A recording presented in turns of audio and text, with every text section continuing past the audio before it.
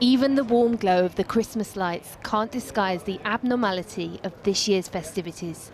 The high street in Merthyr Tydfil, where coronavirus cases are high, the few faces that have ventured out are covered. The First Minister today painting a bleak picture for Wales. The coronavirus situation in Wales has worsened.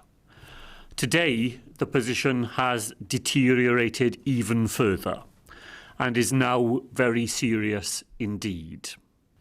The virus is spreading faster than our models have predicted, and it is now firmly entrenched in so many parts of Wales.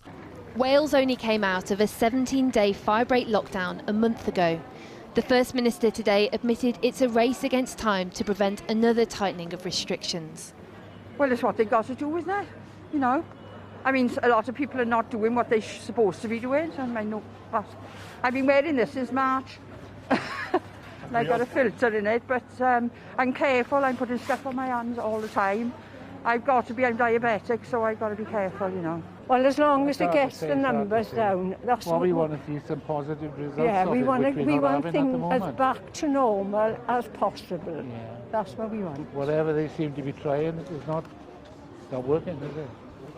In England overall, positive cases are continuing to fall, but the situation in the southeast of England is less encouraging. It's places like here in Waltham Forest that now has the eye of public health officials. The government is so concerned about case rates here that they're sending in mobile testing units this weekend to try and stave off the surge in cases in Essex, Kent and here in East London. Local officials are now trying to fight off what many people think is inevitable, entering Tier 3 restrictions next week. And that's borne out by the latest estimates of R. That's the virus's reproduction rate. It's risen slightly and is now estimated to be between 0.9 and 1. That's important. Any higher than 1 and the virus grows exponentially. Whilst the rate is now below 1 in the north of England, where most are living under the toughest restrictions, it could be as high as 1.1 in London, the South East and East Anglia.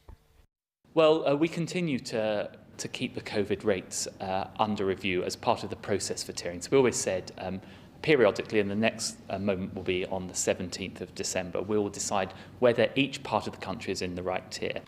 One thing that has already been decided, though, is from Monday the duration of self-isolation will be reduced.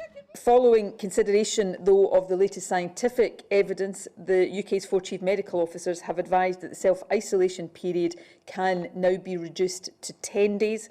They are confident that doing this will not significantly increase the risk of transmission of the virus. With the backdrop of rising cases in some areas of the UK, it's perhaps little wonder that one group of scientists has called on people to rethink their Christmas plans, warning even though we've been given the green light to meet up over the holidays, doing so will mean paying a price in the new year.